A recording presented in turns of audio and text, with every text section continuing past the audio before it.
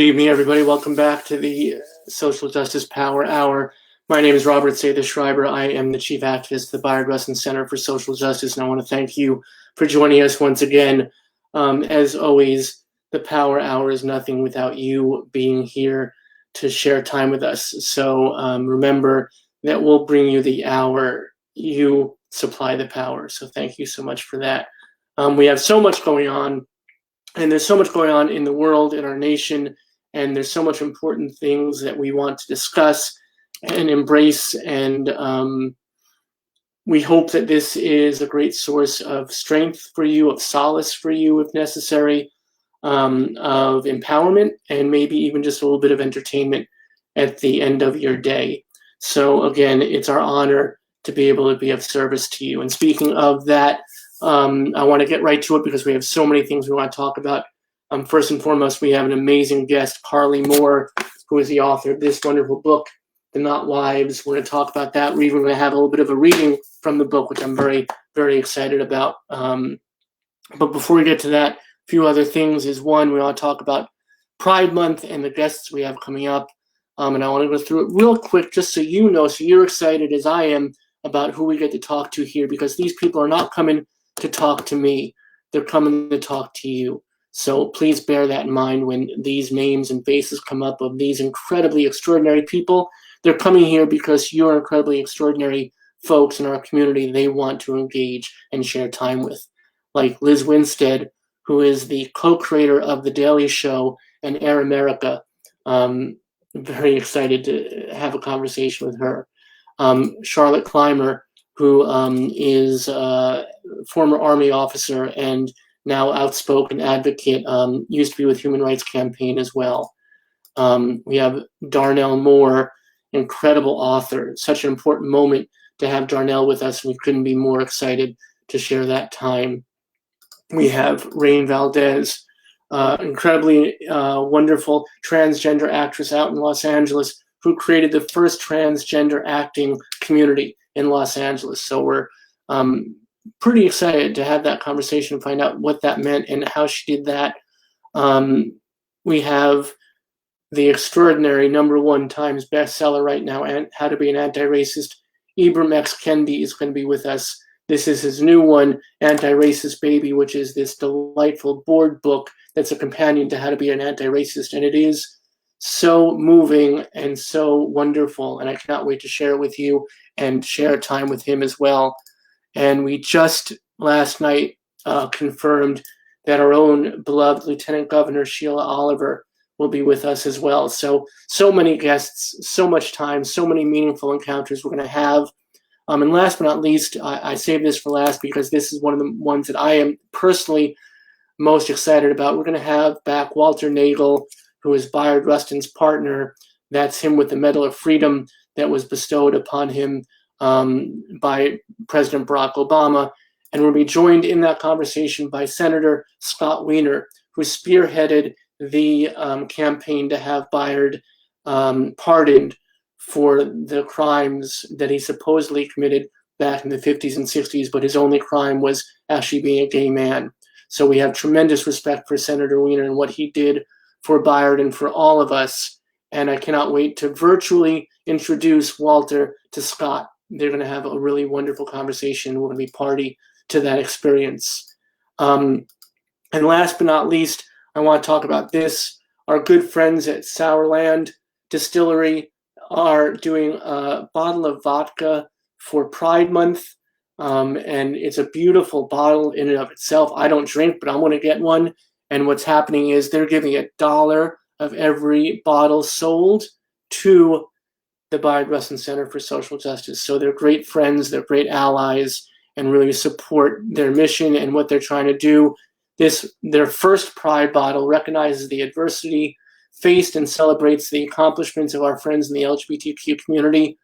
This handcrafted small batch vodka features fresh local ingredients that share our pride in the bountiful Garden State. Help us make the world a more loving place, one drink at a time. As I said, I don't drink, but gosh, that makes me want to try it. But that's a beautiful bottle, which we will very much be proud to display at the center. So thank you for that support from Sourland Distillery. And now, last but not least, bring our first guest of the night, an incredibly inspirational person to me, Laura Zurfluh, who is with Indivisible Cranberry. A lot of the rallies you've seen us hold in Princeton at Heinz Plaza have been with her support and her partnership, and she has taught me so much about organizing, and I'm always proud to share space with her, whether it's virtual or physical.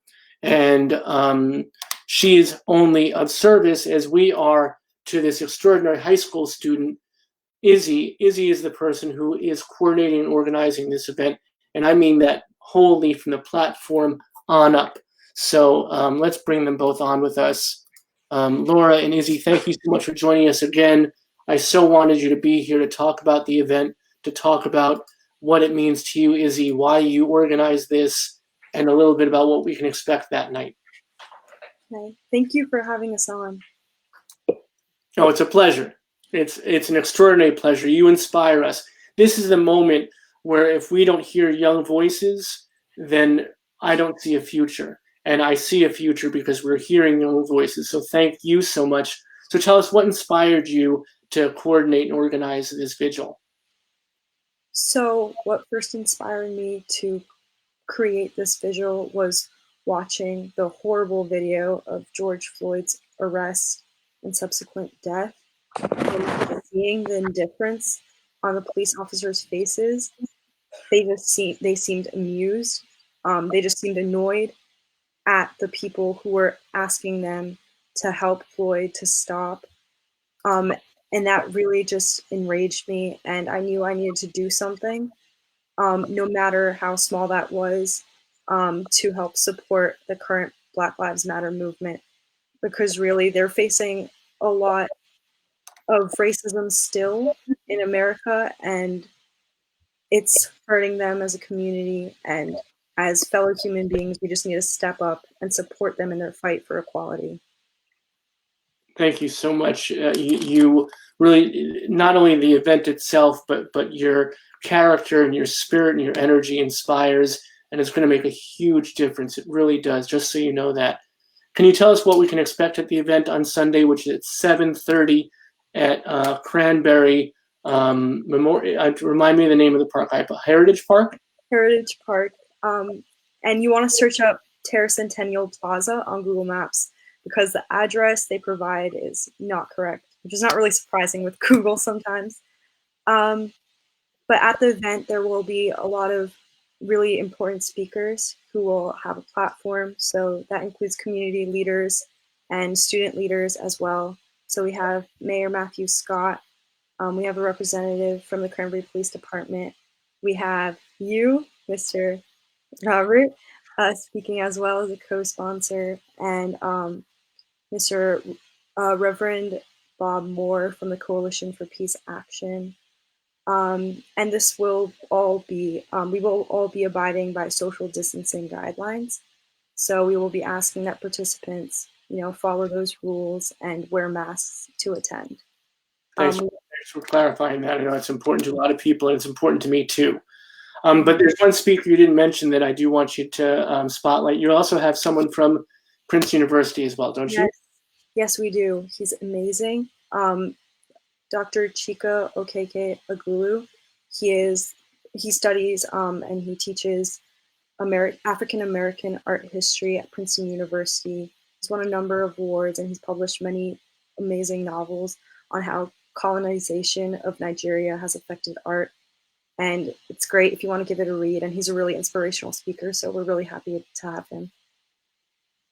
Beautiful. Laura, and you got involved because Izzy reached out to you, being Cranberry. I bet you are, like, your Cranberry's a political rally go-to person, right? Oh, yeah. I guess I didn't realize that until Izzy reached out, and she found me because she knew that we had co-sponsored a couple of rallies in Princeton, and we had never met before, but she reached out and said, I know you've done some rallies, and I'm wondering if you could help me. But the truth is, she doesn't really need much help because she's pretty much got it all going on, which is amazing to me. She had already reached out to a lot of the contacts that I suggested. And as you've figured out, Robert, when you suggest something to her, she says, yeah, I did that yesterday. So Yeah. I don't know how much help I've been, but I was grateful that she reached out for help. You have 3 organizers on the screen. One of them should be your inspiration, and it's the person to your left, probably. It's Izzy. It's the high school student. It's Izzy. Student who has She's to my right. her first vigil, and she has not only the mayor of the town, she has Reverend Bob Moore, who for 4 decades have run the Coalition for Peace Action. She has someone from Princeton University. She has someone from the Black Student Union at Princeton High School. She has someone from a police department who hopefully will have words of encouragement for our folks. We want to make sure we represent everybody, and you've done that. And thank you for the service. And I want to reiterate to everybody, it will be a safe social distancing event that will be enforced. A mask will be required. And if you don't have one, I believe, Izzy, you even taken care of that too, right? Yes, we have some masks available. That's amazing. So thank you so much, both of you, for taking this few minutes with us. I really wanted to highlight the vigil and let people know how important it was.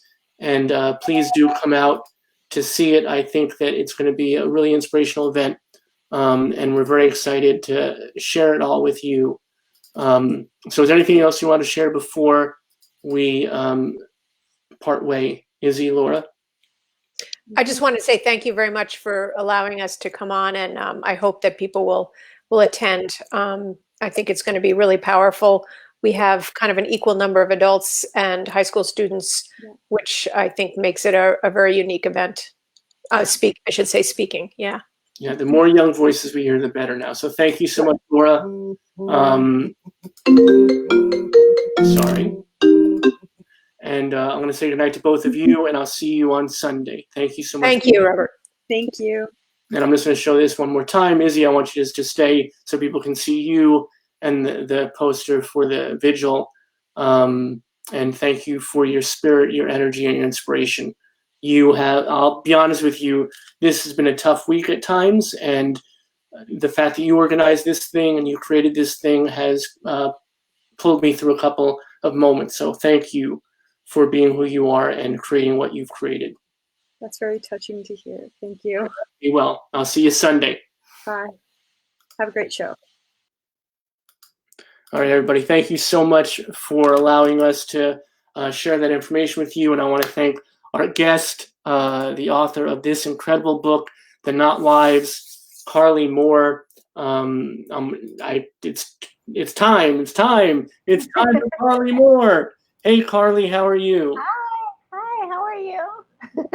I am inspired after that, and I want to thank you for allowing us a little bit of your time tonight to present that with Izzy and Laura. I think it was important for our folks to hear. Yeah, absolutely. I mean, I don't think of this as my time. I'm so happy to be here and to share my work with everyone. But I really think of this as your time, everybody who's here watching.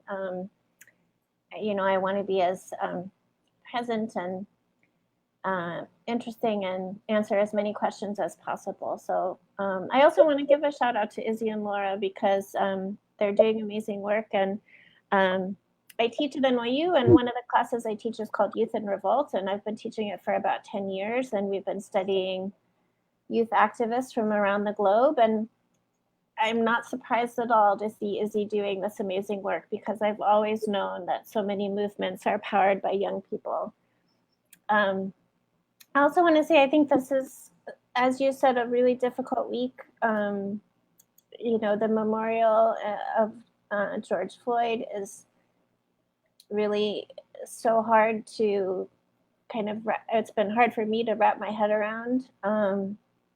And I'm really looking for justice for Breonna Taylor and so many other people, Black people who have been murdered by the police. And I'm also really energized by the spirit of all the protesters that I've seen and all the protests that I've been to.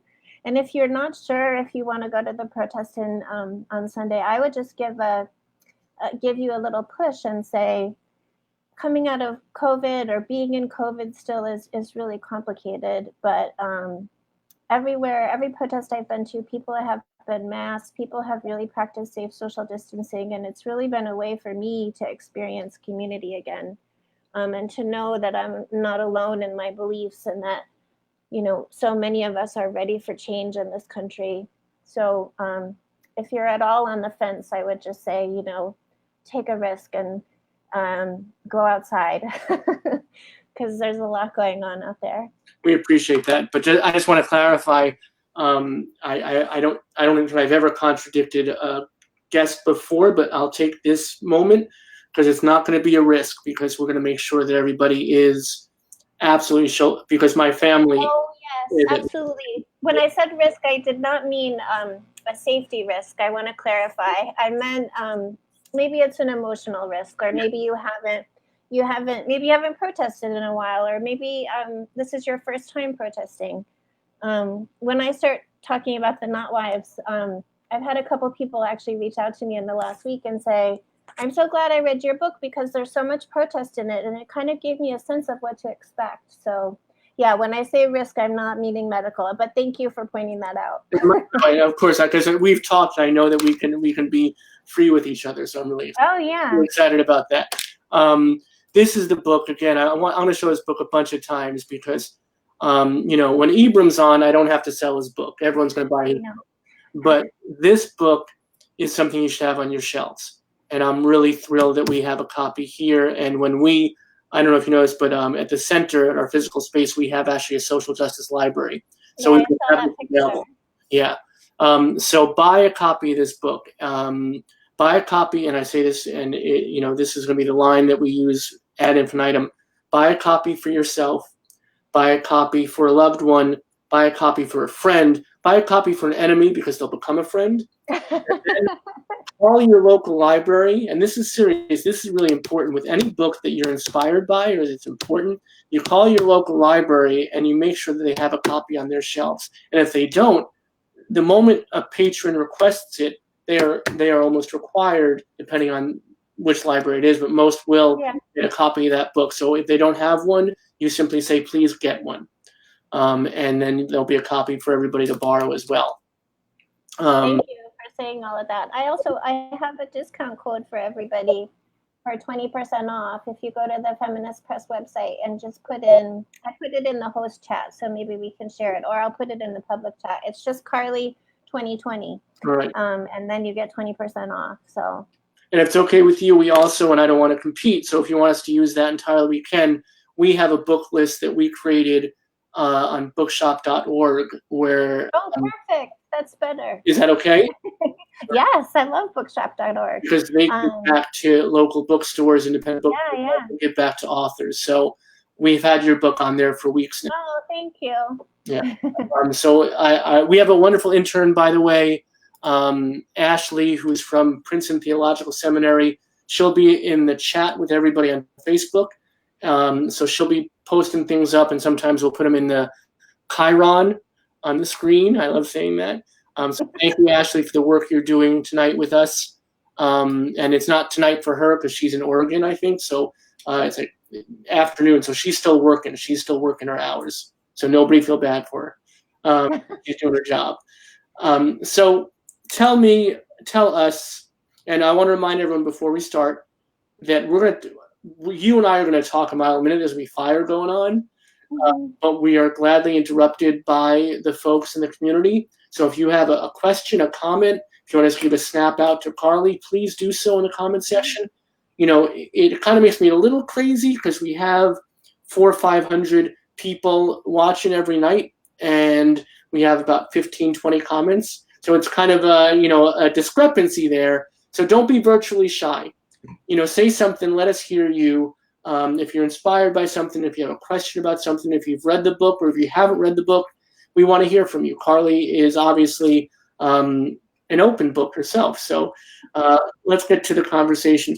So tell us about the book. Just give us a real kind of snapshot of what it is and why it's meaningful right now, because it really is. Yeah. So The Not Wives is set in 2011 during Occupy Wall Street, this time of great protest, and I think really interesting modes of protest in the country. And it centers around the lives of three queer women. Stevie is the protagonist, and she is a professor and getting a divorce and coming to a sexual awakening. And she also is a mother. Her best friend Mel, who's has a long-term girlfriend, and Mel is a bartender, and they're trying to open up their relationship. So there's a lot of poly threads throughout the book. And then a homeless punk teenage girl that they meet at Occupy, and in the her name is Johanna, and she's in a complicated abusive relationship and really trying to change her life, but isn't really sure how to do it. And so Occupy becomes this space for them to both be activists and then also really kind of transform each other's lives. So that's my little snapshot of the book. And I mean, it's amazing because it's so of the moment. And, you know, it's just kind of serendipitous. So there's probably this strange feeling for you that you're excited that you get to have this book that is meaningful right now and can actually help people. But also you wish that moment wasn't happening. So that must be quite the dissonance, right? Yeah, I mean, the book has been out for, the book came out in September of 2019. And, I think since, for most of us, or for many of us, since Trump became president, I think it's been a real awakening and a real shift towards a kind of activism that maybe some people weren't used to doing. I have noticed how many people in my life have really moved towards activism in the last 2 years. And then watching what's happening in the last couple of weeks is, it's amazing. And again, though, it comes out of such suffering and such grief, and really such rage and totally justified rage from Black and queer and trans communities about the violence that they have really suffered and endured and fought against for so many years. So it's great to have the book available, and I think more people are starting to sort of realize that it's a protest book. It's many different things, but it's definitely a journey through Occupy and what it means to become a protester. And that's really true for Stevie, the protagonist, most of all, because she's really pushing herself in a lot of ways to actually engage. And it's beautifully designed too. I love books. I'm a big fan of printed matter, and Feminist Press, which is your publisher, does such a wonderful job of putting together a very well crafted, not only beautifully designed, but there's a feel to it, and the paper is just all the way around. It's really a nice presentation. Yeah, they made. I love being with Feminist Press for many reasons. I mean, one of the things that's so amazing is the head of Feminist Press is Jumia Wilson, who's a Black woman, and it's so rare in publishing to have the forgetting the word, your top editor, the person who runs the whole thing actually be a Black woman and have the power that she deserves. So I love and I also just love the diversity of books that they publish. The book is really beautiful. I want to give a shout out to Suki Boynton, who made the cover. And, the first side is actually a picture from Occupy Wall Street. And then the second side is this very interesting 50s housewife who I also I love her, and I also resist her. And then it also has these beautiful French flaps, which I never knew what they were called until they made my book, and they were like, "Oh, you're going to have French flaps," and I was like, "What's that?" But I really do love them. So thank you for noticing the craftsmanship that they put into their books. And I would just also say that what Feminist Press does to their books is also how they treat their authors. I mean, I have felt very cared for, and also, this book had a very long journey to publication. It went to a lot of big 5 publishing houses, and it got very close to being acquired at some of them, and one of them in particular. But ultimately, I think they couldn't get it past marketing. Like, it was too queer and it was too dirty. One of the things I love about the book is how sex positive it is and how sex positive the characters are. But I think they also just didn't quite know. They didn't know how to market it. I heard a couple times from editors who passed who really loved it and said they couldn't put it down, but they said, well, we don't really know these women. And I was like, but these are like all the women I know. Right, and isn't that the point of you don't want to know the character, you want to get to know the character, isn't Yeah, absolutely. And I mean, I don't know if you have followed, there's been a huge hashtag on Twitter called Publishing Paid Me. I was hoping you would talk about that. And I've been, I think most writers who care about social justice and equity have been following it really carefully. And it's just been that kind of language. And, I'm white and disabled and queer. And so I'm marginalized in some ways, but I have incredible white privilege, or so much of it, not incredible. And seeing those numbers for advances. So the call was actually to put out publicly on Twitter to say what your advances were. And of course, the discrepancies between often really unknown white, cis, straight women writers and Black women writers who are, bestsellers and are really kind of changing the landscape has just been really, I haven't been shocked by it because I've been in publishing for a long time, but I think it's been really shocking for everybody to see the sort of breadth of the problem. I think what's really pivotal about this, and it is really interesting. It's Publishing Paid Me. It's on Twitter, and it's one of the uses of social media that's really positive. But more importantly, I think what gives me great hope about this moment, with all the darkness and all the violence, both literal and figurative, that we're seeing, and the lack of direction from, any kind of national source, is that all the boots in the ground are finally stepping off together. And there's space for all these different voices that are being heard, and no one's squelching anybody else and saying, no, this is about this right now.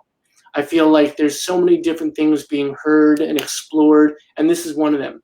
I could see how people in past moments like this, I've seen it, where they're like, oh, this is not the time for that. We have to focus on this. But finally people are seeing, forgive me for using the term, but the intersectionality of all of our struggles that are really one struggle, that we want to be recognized and respected and treated equitably and equally and fairly. And I think this is a great, subsect of that. And I'm so glad that it's picked up the steam it's picked up. Yeah. I mean, you never have to apologize for using the word intersectionality with me. Well, because it's our mission, I feel like I'm being, self-aggrandizing. Bayard Rustin was basically the godfather of intersectionality 20 years before Kimberly coined the term. This moment, right? Yeah, I agree with you. I think in the past, people of color and queer people of color have often been told, or Black women have been told, this is not the moment for you to ask for this thing, or we've got to solve this other huge thing before we can actually deal with your thing. And I do think that people are like, no, we see that it's all connected, and we're gonna deal with it all. I agree. Yeah. So I thought, should I read a little bit? Or do you want to ask more questions? Or I thought I would read a little bit of a protest piece. I would love that. I think that our community would really love to hear. I think that because I feel like I wish they're more familiar with the book. So why don't we get them freaking familiar with the book? And what better way to hear directly from the person that inked the pages? So please go ahead. Okay. So the book is told, I don't need to give you too much preamble, but the book is told from the three different perspectives of Stevie, Mel, her friend, and Johanna, the homeless punk teenager. So this is a Stevie section, and she's actually at Occupy. And they're marching, which is something that happened at Occupy almost every day. A march to the Bull, or a march to Washington Square Park to gather solidarity. I think this is apt right now, and you'll see why. Mic check, mic check. Our goal, just like it is every day, our goal, just like it is every day, is to march to the Bull, is to march to the Bull. The symbol of wealth and greed, the symbol of wealth and greed, and disrupt business as usual, and disrupt business as usual. I took in the people closest to me, college students who had painted their faces with dollar signs and wore matching t-shirts that said, "We deserve a debt-free future." African-American women in scrubs who had signs that said, "Healthcare needs a bailout too." A lesbian couple in their 50s with bandanas around their heads and a sign that said, "Dykes for socialism." Several bearded men with various Marxist accessories, Che caps, wire-rimmed glasses, armbands, and knapsacks. A couple of heavyset union guys with UAW t-shirts on who looked very uncomfortable sitting on the ground. Johanna's fucked up eye made her look badass, I had to admit. Maybe she'd given as good as she got. I wanted to believe she could stand up to Butch, and Butch is her abusive boyfriend. Mel had dark circles under her eyes. She'd given up her post-bartending sleep to march with us.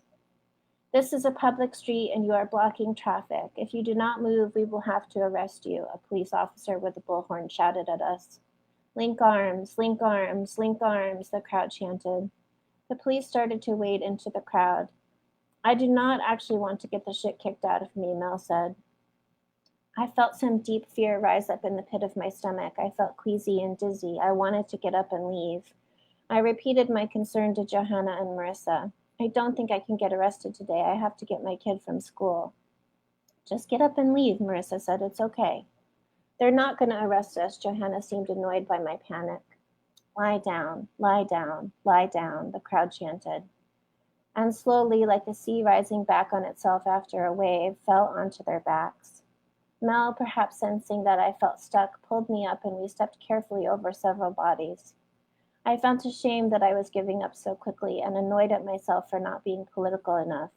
We walked towards the line of expressionless police officers who were standing in front of a police barricade. We bent down to duck under the barricade, still holding hands. "Oh, no, you don't," a police officer said to us. "You're one of them now." "This is a peaceful demonstration and I'd like to leave now." He looked over at the uniformed officer next to him. "You two should have thought of that before you started marching." "Let them go, let them go, let them go," the crowd of now prone protesters chanted on our behalf. I heard Johanna's clear, throaty voice in the midst of the chanting. The police officer nodded back at the direction of the crowd and then went blank in the eyes. "You can't trap us here," Mel shouted. I sat down on the ground and put my head between my knees. "I feel dizzy," I said to Mel. She sat down next to me and we linked arms and she rubbed my back. The police began to pull at protesters' legs and arms to separate us. "Get ready," Mel said. "Go limp, go limp, go limp," the crowd chanted. The air rushed out of my lungs. I held tightly to Mel's arms. "You're okay," she said. "We're okay."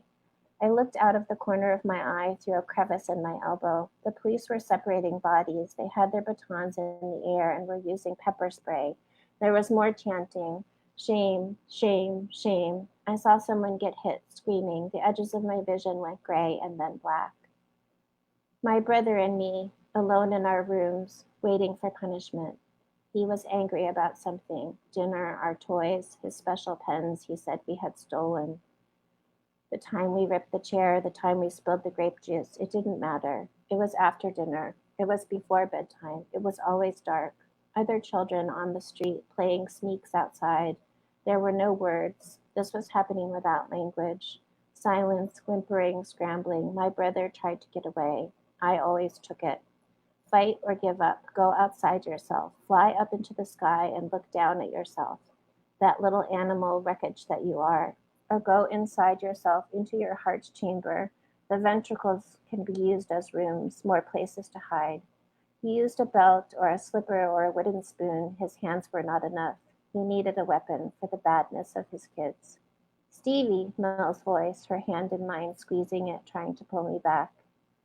It went gray again. My mother, distracted, late.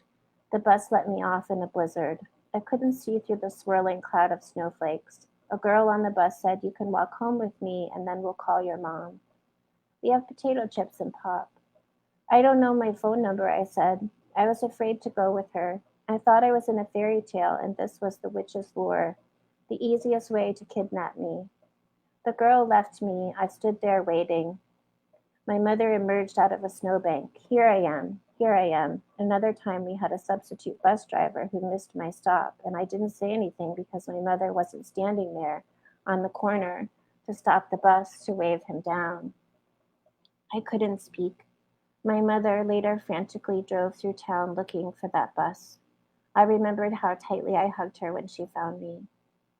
My childhood, the beaten kids, the girl who got left behind and then ran away.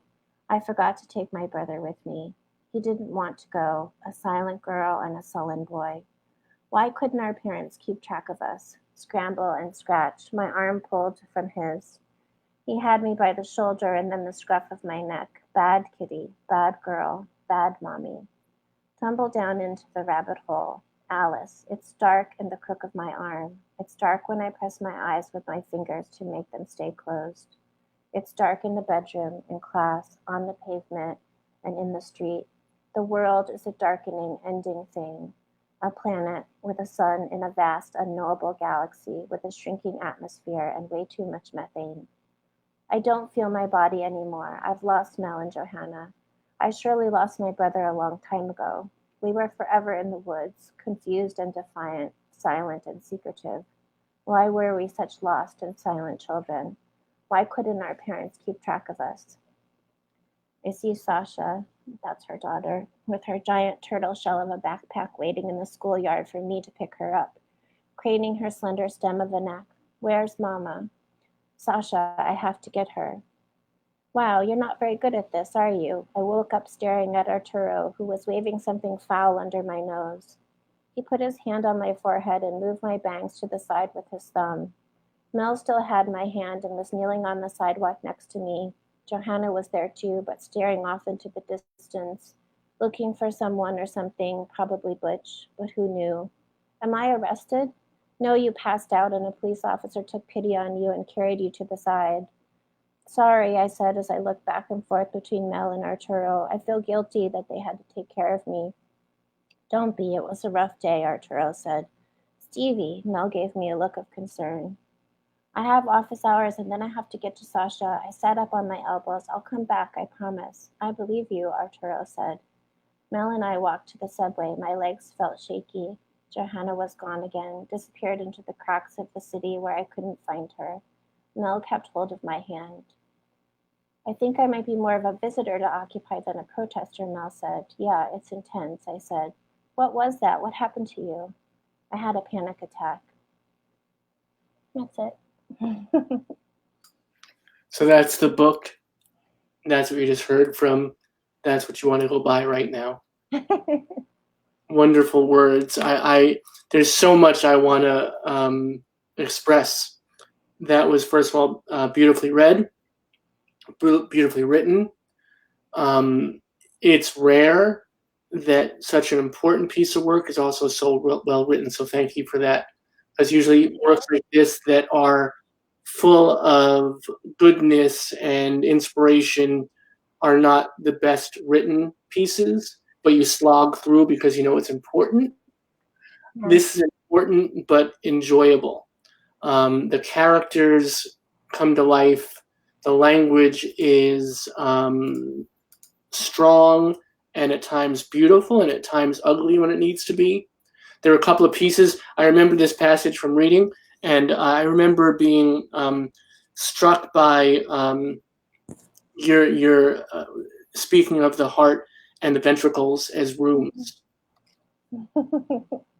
Yeah, I actually haven't read that part out loud, so it was interesting for me to read it out. I mean, I haven't read it out loud on my book tour or anything.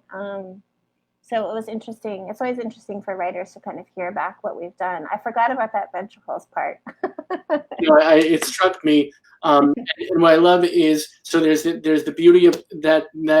That's poetry, right? That's poetry right there. But then there's earlier on in that passage that you read, you talk about how they're trying to leave, and the police are like, "No, you're one of them now." Yeah. And I think that's also what we see on the streets, is that the people who are rallying, so protesting has a negative connotation. I think rally is to me a more peaceful word, because that's what the people Yeah. are truly there in the spirit of doing it. Yeah. And I think that they see each other as us, and whereas the police see it as all of us as them. And I think that's the issue. And it's crystallized right there. Yeah, and I also wanted to, later, I don't want to give much away, but, Stevie does continue to protest, and she becomes more deeply involved in the movement. And she doesn't end up leaving in the way that she leaves this time, at a couple of really critical moments. And I think it's really good for white characters and white allies, white writers like myself, to I don't want to say I'm trying to create role models, because I don't always believe in that for me, but I did want to show the sort of evolution of a white woman, like realizing like what she needs to do. I mean, the character is already sort of political and coming out of a straight marriage, and just coming out actually as a queer woman. So there's a lot of things going on that are already political in her life. But I wanted to show these moments of fear for people who are in the streets, and also that a lot of people have trauma around physical violence. I mean, those flashbacks she has are, her and her brother being beaten by their father. And I think there's a complicated and interesting sort of subconscious thing that happens with people in the streets, and also the police, which is, we're enacting some kind of old unconscious rituals about like, we're bad and they're good, and so we have to be punished. And that's such a false narrative. We're not bad for being in the streets. The streets actually belong to us, and we have to keep hold of them. Right. So I want to now go back to you and your journey to the book, because I wanted to bring the book to the forefront. And now that people know that it's truly a powerful piece and a work of art in and of itself. So this is your second book, but your first novel, your first piece was a collection of essays. Yeah, called 16 Pills. And then I also have published a young adult novel called The Stalker Chronicles. I have a couple of, I think like most writers my age, I'm 47. And I have a couple other books that are also, I have a whole other debut novel that didn't find a home. And I have 2 other YAs that are, people used to say they're sitting in drawers, but they're just on my computer. I love that kind of like that inside baseball terminology. Is that what you say when like a book is just waiting for its time? Yeah, I hope so. I'm sure. But well, you were asking about my journey to this book, like my personal journey, right? Like, what brought you to the moment where you said, "This is what I want to write about"? And did you find the characters first, or did you find the moment first and put the characters into it, or was it a kind of a joint discovery? Most of my fiction is autofiction. So the character of Stevie is, for a period of my life, she very closely resembles me, although because it's a novel and autofiction, lots of things actually turned into fiction. But I mean, I wasn't an activist who stayed overnight at Occupy. And I had a toddler at the time, and I have some disability stuff, so it was just hard for me to stay overnight. But I did go a lot, and I was really obsessed with it, honestly. And I did feel like it was a a moment that is, I think, a precursor to Black Lives Matter, but Black Lives Matter is, of course, its own important thing, totally separate from Occupy. But I do think it was another moment where the public really sort of united under the, like, people were really, mainstream Americans were very interested in this little encampment. And it gave us the language of the 99% and the 1%, which I think has been continuously useful for talking about wealth in this country. So I always knew that I wanted to set something there. And then I just had a really strong desire to write these complicated female characters who are, two of them are middle-aged women, but they're really sex positive and they are poly, and one of them is a mother. Like, it's very important for me as a mother myself and a queer mom and a poly sex positive person. Like, I want to see, and I'm bisexual or pansexual. I really just wanted to have some representation for bi-pan characters who are, navigating things in a different way, who are not on the traditional path of the wife, or were wives. Stevie was a wife and married to a man for 10 years, and then, she she has to leave, and that marriage is ending. So, and my own, I came out like officially like 2 years ago, but I've known, it's so, I don't know, I think about this all the time. It's still really confusing to me. Like, I have known my whole life that I was attracted to all genders, and I always had these really intense friendships with girls and women, and I was always the woman at the party who would end up making out with several women. And so, but I didn't really, I didn't think it was my right to be bisexual, like to call myself bisexual or pansexual, until I had a relationship with a woman, which is actually very silly.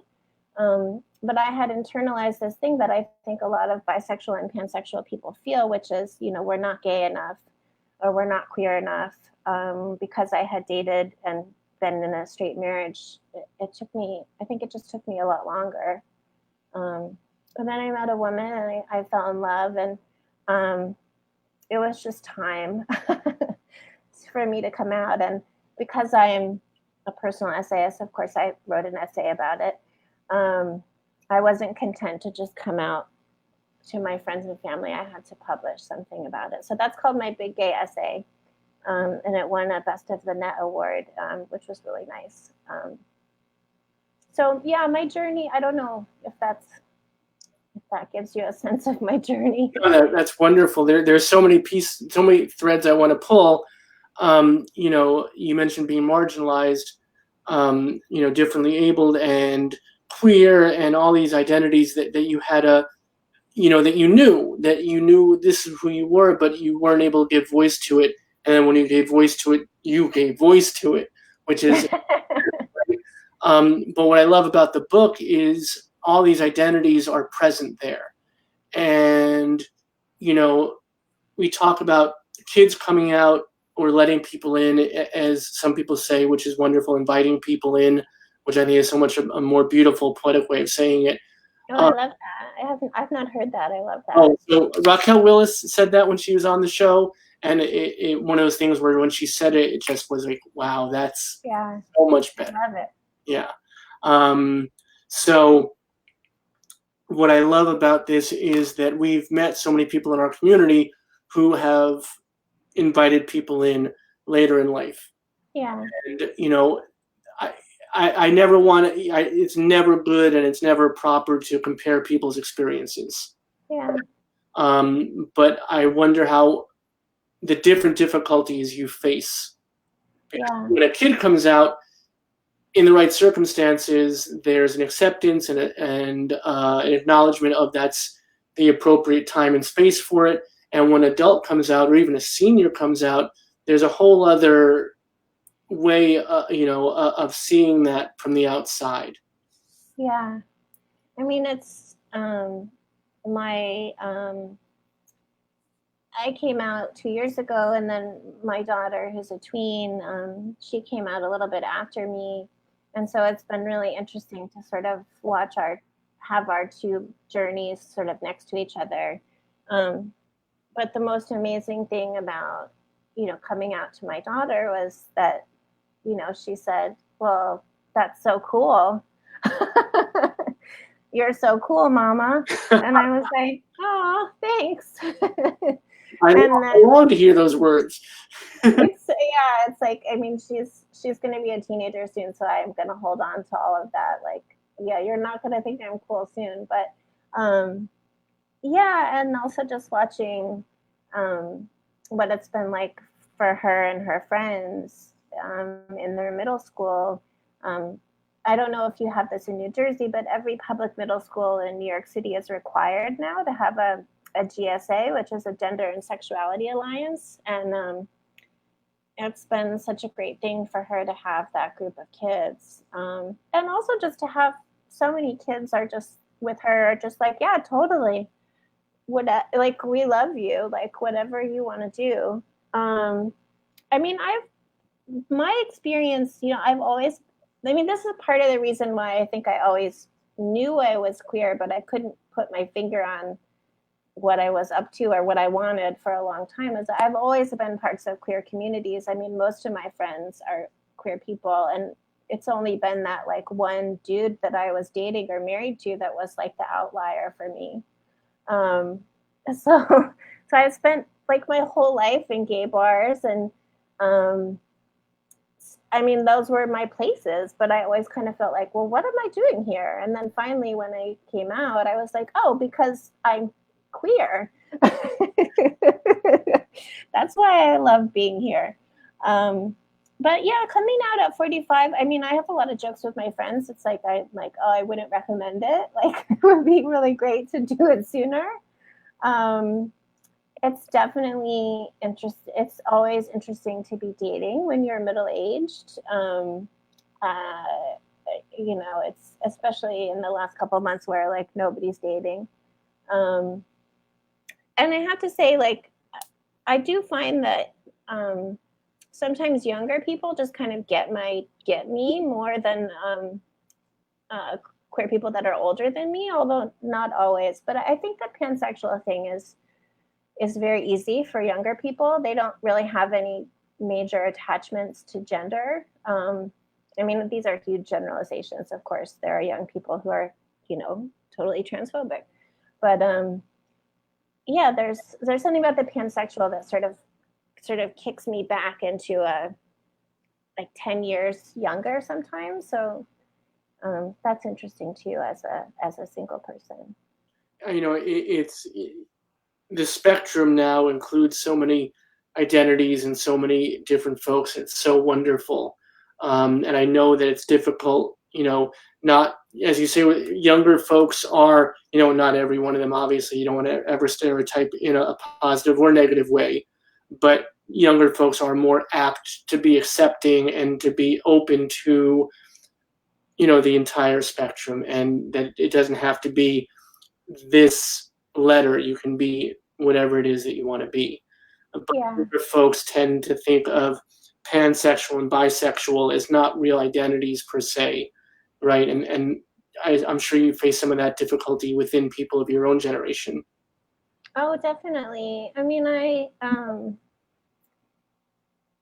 have so many, my child's godmothers are my oldest lesbian couple friends, and I have so many, dear, close, really all my best friends are lesbians.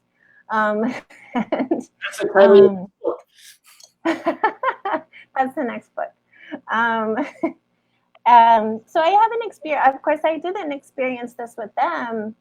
I experienced this kind of amazing inclusivity with them. And when I came out, they had kind of been, they kind of knew, and some of them knew before me too. And so a lot of them were like, oh, thank God, finally. Like, we know, you don't really have to come out because everyone knows. But yeah, I think there's definitely like the Gold Star lesbian, the whole kind of hierarchy of like, oh, you know, I'm suspicious because I've sucked so much dick. I've heard that. That bisexual, there's a lot of stereotypes about bisexual and pansexual people, that we're sluts, that that we can't be trusted, that, you know, if we're with a woman, we're going to leave that woman for a man, that our allegiances are, you know, ultimately heterosexual. And bisexual cis women do have a lot of privilege. You know, we can often pass, and many do, and but there's also a lot of erasure there. You know, people just assume that if you're with someone who identifies as male, then you're straight.